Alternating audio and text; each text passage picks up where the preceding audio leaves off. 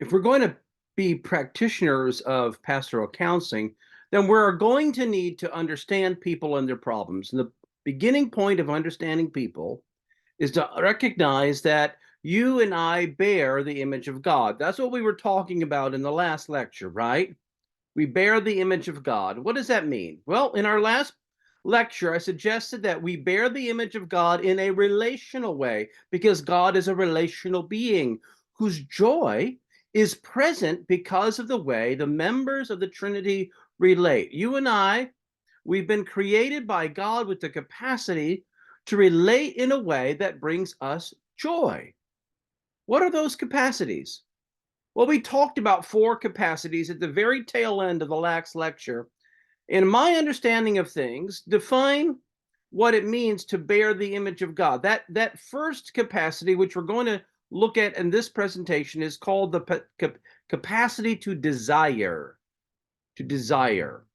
I think it's something like this. We have recognized a certain basic yearning for self-surrender that is present in every individual. Hear that again. We have to recognize that within each person there is a basic yearning, a desire, a passion.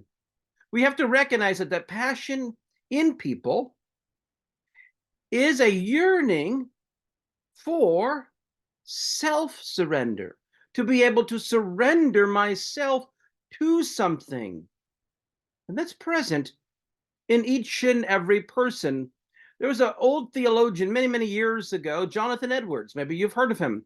And he makes a point in his book called Religious Affections when he says that none of us ever moves towards anything that we don't desire. If I am here and I go there, the only way and the reason why I go from here to there is because I desire to go there.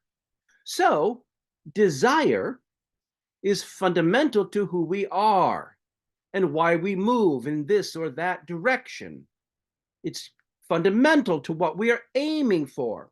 So if I take these things together, that we have a yearning to surrender ourselves, and that we only move towards something if we desire them, and I put them together, I think we can say it this way.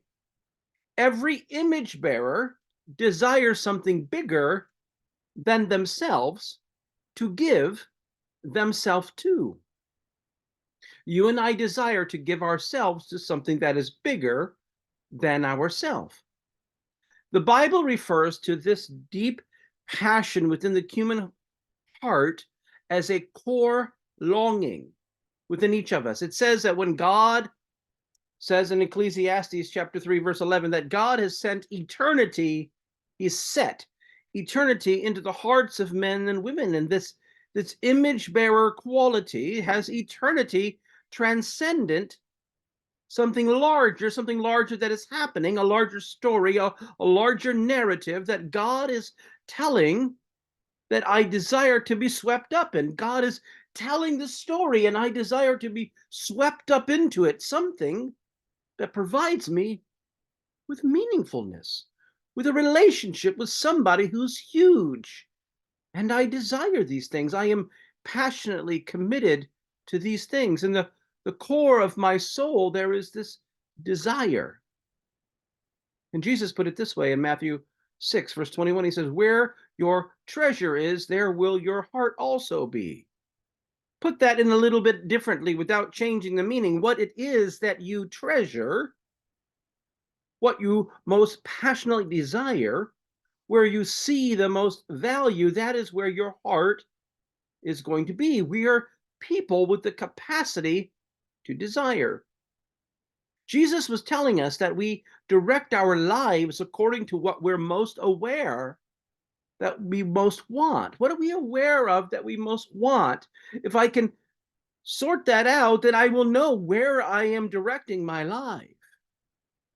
You're in danger of actually valuing the wrong thing. Jesus gave us this warning. And with your desires that are bursting within you, you decide that what you most want, the thing that you are most moving towards, You might go and mess up your life. You're not going to be whole. You're going to miss out on joy. You're going to miss out on being a solid person that God has called you to be. So the Apostle Paul had the very same thing in mind in the book of Colossians, chapter 3, when he said to set our hearts on what did he say? On all things above. He says that because you're passionate people. Attach your passions to the right things. Discover that your deepest passion really is for the right thing. I see from all of this introductory thinking that we're doing right now that a couple of things emerge.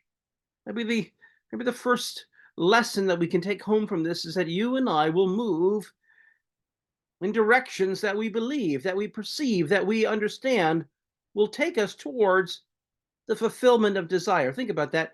You and I will move towards what we perceive will fulfill our desires. We, we will move in directions that we believe will take us towards the fulfillment of that desire. We don't need to apologize for that. That's who we are. That's who I am. That's what I do. That's what I believe. I move in the direction that I believe will reach the deepest levels of what I desire. Sometimes we have good dinner at my home, and sometimes at the end of the dinner, I want something sweet. And was very happy the other day when my wife said, let's go to Grader's Ice Cream Parlor. That's a place for ice cream around where I live. It's a Cincinnati local. They got really big chips of chocolate and everything they serve.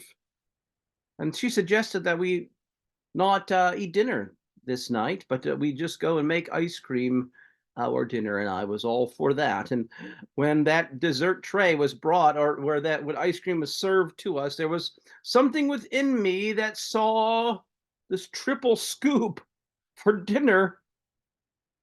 It looked so delicious, and I thought, I desire that. I didn't have it. I wanted. Why? Because I resisted my desire. No, I became aware of a deeper desire. I didn't want to feel all full of from eating so much ice cream. I was aware of another desire within. I didn't want to indulge in that sort of decadence.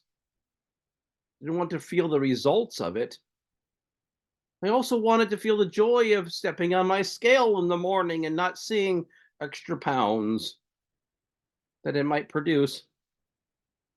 In other words, I moved towards a deeper desire, even though the first desire for that triple scoop was right there. It was apparent there was something, it was initially moving me, but then another desire came over me, and I moved towards what I desired most. That's the first thing. Maybe the second lesson that we can derive from my introductory comments is this: it's possible and it's common to aim our desire too low. Put another way, it's possible to be unaware of what we most desire. It's possible to look into our souls and to say that what I really want is not the health that will come long term from resisting the triple scoop. What I really want is the pleasure right now, right now. I take desires that are really real, but maybe they're secondary, and I don't become aware of a deeper desire. And so I'm controlled by the secondary desire and not by the primary, deeper desire that I'm most aware of. It's possible to aim the desire too low and to become aware of only these lesser desires, and therefore to orientate one's life around things that don't really satisfy, that don't really fulfill, that aren't really meaningful. Those things come with a deeper desire. So when we move in directions that we believe will take us towards fulfillment, but if our perception is wrong, we are not moving actually towards fulfillment. We're moving towards this secondary satisfaction, and it begins to rob us of the joy that could be ours if we move towards the deeper primary desire. Now, think about this more carefully. Consider maybe a single woman who lives alone and wishes that she was married and had a family. I know several clients that I work with like this. She doesn't feel that her singleness is a calling. She feels it's a burden, a curse. She's down on herself. It's not what she wants or desires. And maybe you're working with this woman. Maybe she's a friend of yours. Maybe she goes to your church and you're doing pastoral counsel with her, and you want to involve yourself in that counseling relationship where you give care for her soul, and she is kind of discouraged, and she talks about her loneliness a lot, and she feels like life has treated her unfairly. When people say life treats them unfairly, the world is treating them unfairly, the word life, I think that's a metaphor for God. What they're saying is, God's treating me unfairly. This life is not what I want. Now, maybe this woman has had a bout with cancer, let's assume, and I'm thinking of a particular person, and this cancer was dealt with a couple of years ago, and now she's in remission and she's okay. And let's assume a particular moment of her journey comes into focus here, that she is getting ready to leave her apartment where she lives by herself, and she's ready to go to the doctor and get a medical checkup with her oncologist. And after 2 years of post-cancer surgery, let's assume that something else something else has happened. Maybe she's misplaced her car keys, and she's due at the doctor's office at 2 o'clock, and now it's 1 o'clock, and it's about an hour's drive. So she's got to leave right now to get there, but she cannot find her car keys. And now, in the middle of this particular point of her journey, as we look into her soul, we say, this woman, she's single, she's lonely, she's on her way to go for a checkup. Or maybe she wants good news. She has to leave right away. She can't find her keys. And yet this woman bears the image of God. What does that mean? What does it mean to think that in the midst of all of that struggle and journey and discombobulation, because that's life, right? It throws everything at us at once. What does it mean to think for a moment that she bears the image of God? Well, let's start with that she has the capacity for desire. Let's think about that. What does she desire in that moment? There are several layers of desire, isn't there? This woman bears the image of God. That means that she has the capacity to desire. We want to discern the various layers of this in the little scenario.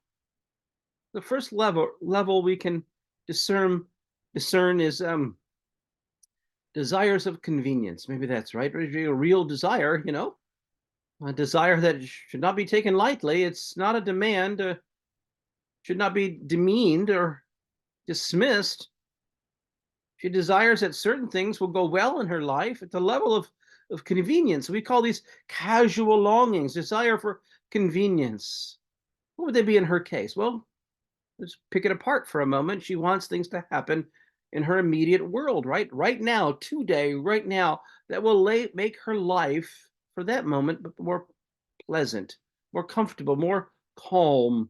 It's very obvious that level of convenience. She wants to find the car keys. She might pray about it. We've all been there. You lost your car keys. Something's going wrong. It's a small little thing, but you're going to the mall. You can't find a parking spot. You're in a rush. You want to find a parking spot. Get in and get out. Lord, give me a parking spot. Lord, make the light turn green as I'm going along my way. Lord, help me find my car keys. Whatever it might be. Sometimes that happens. You know that, right? Sometimes it doesn't happen, but it's a desire. She does long for things to be convenient. And she begins to looking around for car keys. She prays. She does whatever she can do. The strength of that desire to find her car keys is really more intense than merely a discovery of something that she needs for a matter of convenience. The strength of her desire is more intense. The strength of her desire to find the keys is more intense than if she were planning to get in the car and to go buy a gallon of milk. That one, the time frame about buying a milk, no big deal. But here she's got to get to the doctor. more intensity than getting the milk, right? So there's another level of desire that I want you to actually be aware of. She badly wants to find the car keys because her desire for convenience. Okay, her desire for convenience, we get it. It's related to, and it will contribute to the satisfaction of the second level of desire that we call very simply the desire of importance. So we've got convenience and we've got importance. It's not just conveniences. There's something here that anybody would agree is very, very important to her. She longs for something that matters. Call those not casual longings, not the desire for convenience. That's there. That's one level, but a little bit deeper in, there's this critical longing, so desire for importance. She wants good health to be able to continue to enjoy whatever life provides. That's far more important to her than the desire to find the car keys. It's a little bit deeper. It's not a casual desire, it's not a convenience. It's a very deep, important desire for health, but it's also related to other things. It has implications, it had permutations. The important desire for health relates to what she might regard, and I would suppose that she would regard as far more a passionate desire like this: I want to stay alive. I desire to stay alive. I want to be healthy, not just so I don't hurt, not just so I can continue to play golf or go out with friends or go get that triple scoop of ice cream. I have that dream. I still desire a deep desire to be to love by a man, to bear children, to be a mom, and to have all of that in my life. I have desires for importance that matters very deeply for me. And the desire for health might be important on her, it might be on her mind that morning. The strength of her desire for health is related to even this deeper desire of importance, right? A desire to be involved in the kind of relationship that she longs to be involved with. It's a critical desire. I want you to think a little bit more deeply with me. Why does this woman want health? Why does this woman want health that would permit the possibility of relationships? Why does she want relationships with a man? Why does she want to be married? Why does she want to enjoy that kind of intimacy and have families? What are the desires all about?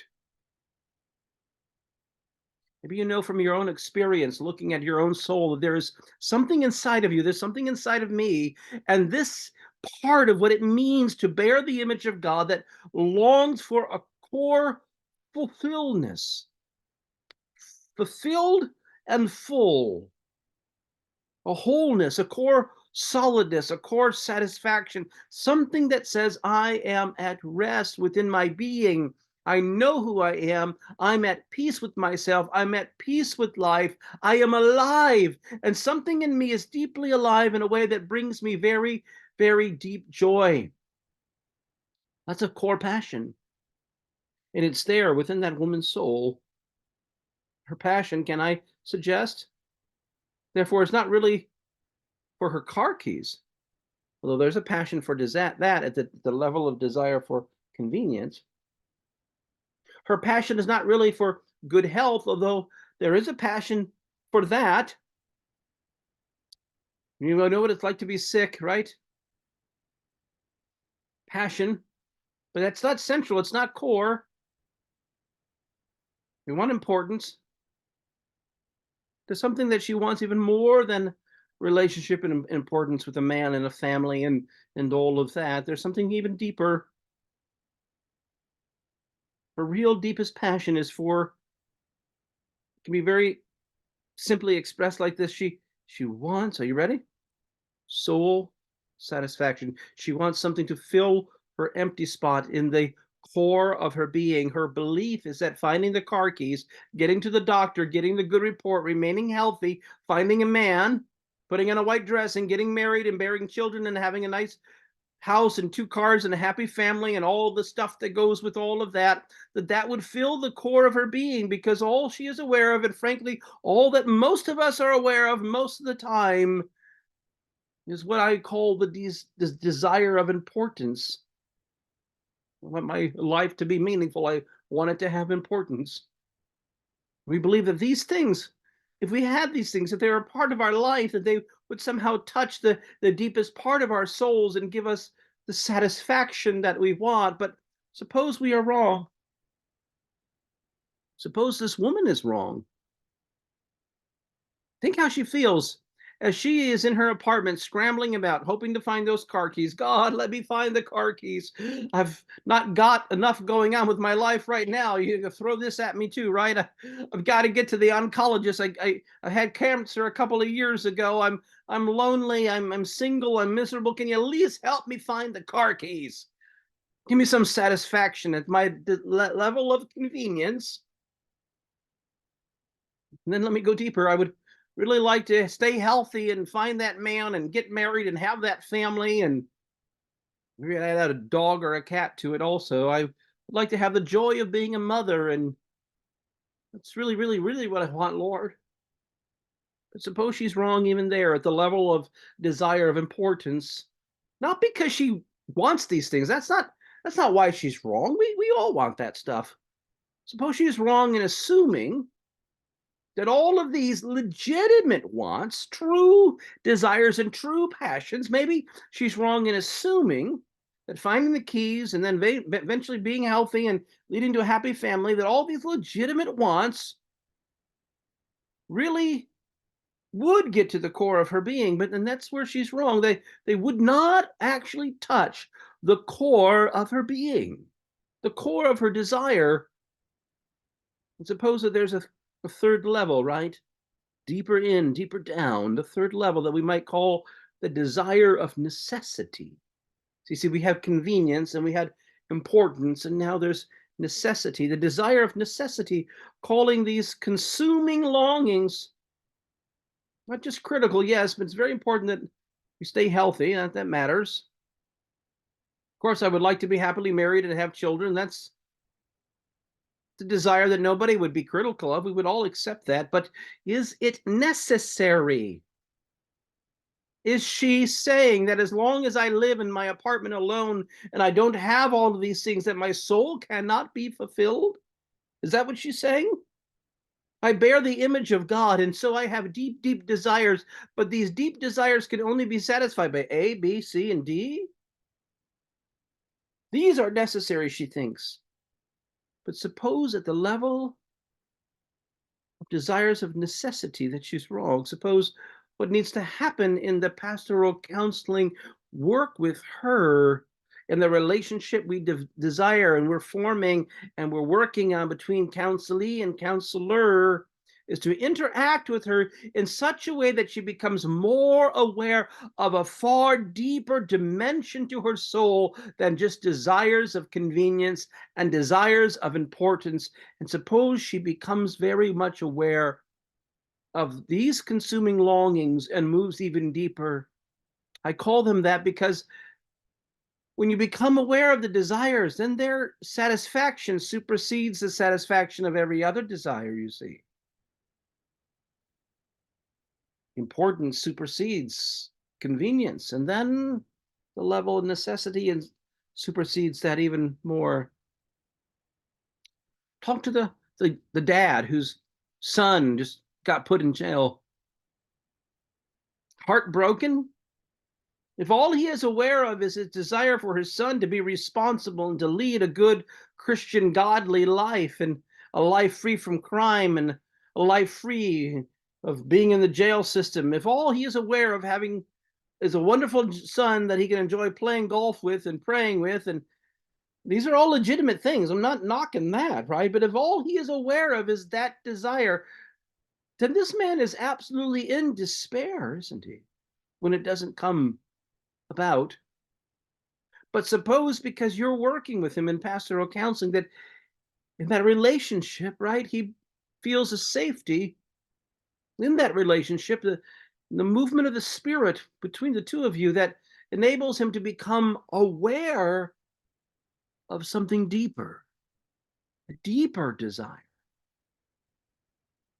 A consuming longing, I suggest, centers on the experience of the life of the soul. We want to know that we're alive. We want to know that our lives have meaning and value. We want to know that we matter. We want to know that we are loved. We want to know that we are able deeply enjoy both receiving and giving love. We want to experience what is necessary. And therefore it's necessary that we experience the life of the soul. If we don't experience the core life of our souls, then we're going to experience what is soul death, emptiness. And that's unbearable. That is something we can't handle.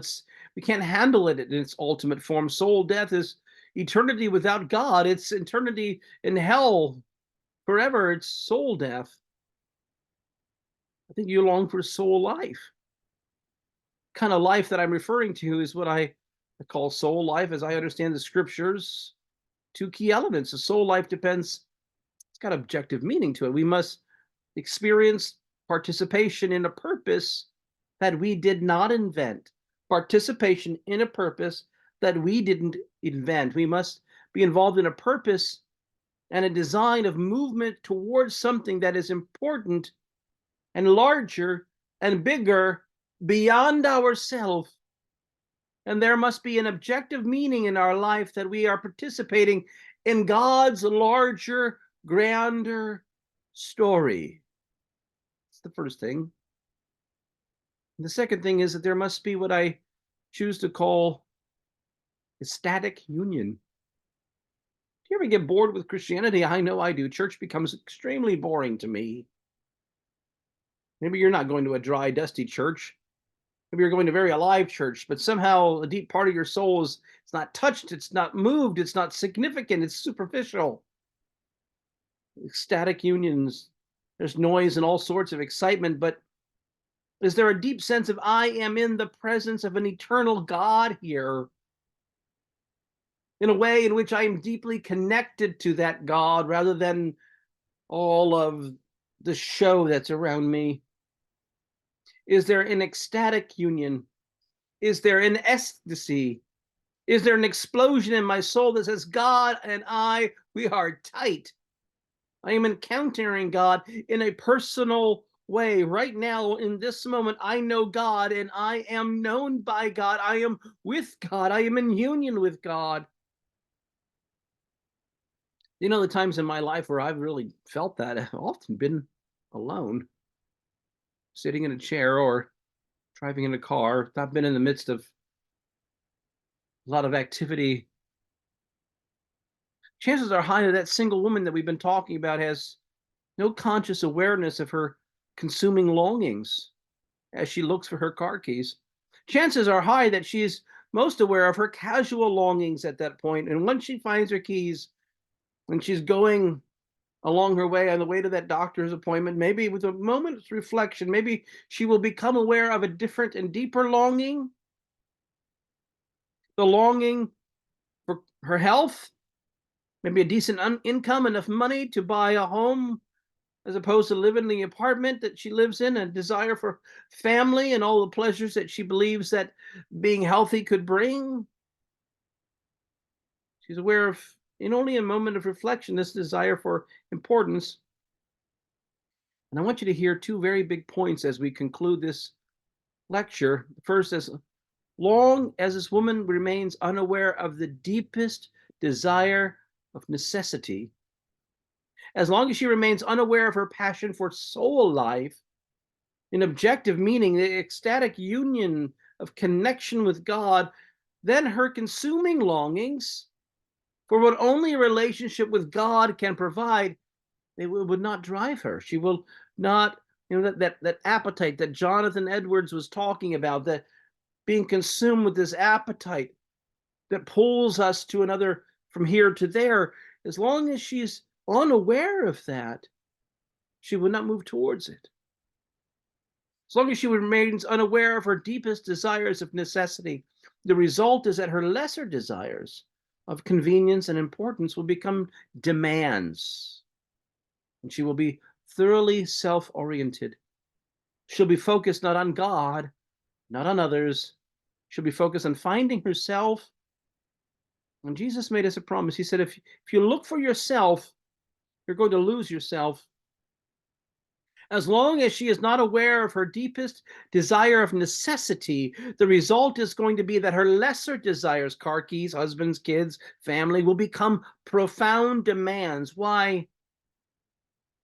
Because at that moment, she's depending on finding satisfaction, and satisfaction in lesser things, secondary things.